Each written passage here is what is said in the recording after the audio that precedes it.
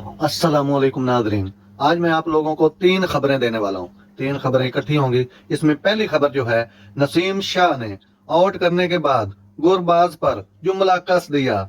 यह है पहली खबर। लंका प्रीमियर लीग में नसीम शाह ने पहले ही मैच में माहौल गरमा दिया। जफाना किंग्स और कोलंबो स्ट्राइकर के दरमियान मुकाबले में पाकिस्तानी पेसर नसीम शाह ने काफी मुतासिर कुन बॉलिंग की।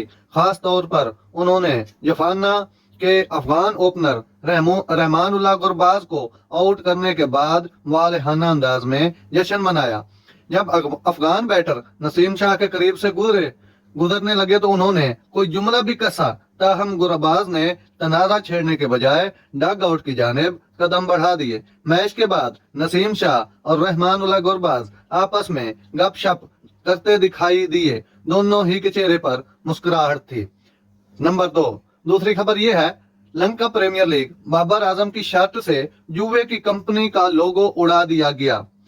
लंका प्रीमियर लीग में बाबर आजम की शर्त से जुए की कंपनी का लोगो उड़ा दिया गया, जबकि नसीम शाह और मोहम्मद नवाज की शर्त पर मौजूद रहा।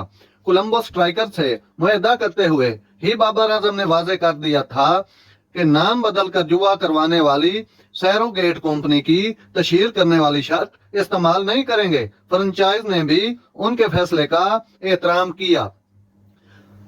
नंबर 3, ये खबर है मोहम्मद रिजवान और सरफराज अहमद के मुतल्लिक। मेरे और रिजवान के दरमियान कोई नफरत नहीं, सरफराज अहमद। पाकिस्तान के विकेट कीपर सरफराज अहमद ने अपने साथी मोहम्मद रिजवान के साथ मजबूत बिरादराना ताल्लुक की तस्दीक की है। सरफराज ने अपने और रिजवान के दरमियान किसी किस्म की दुश्मनी को मुस्तरद करते हुए उस दुश्मनी की वजह सोशल मीडिया सार्फिन करार दिया, जो अपने हाथ पर बेकार वक्त गुजार कर खिलाड़ियों पर गैर जरूरी कूदने में मसरूफ है।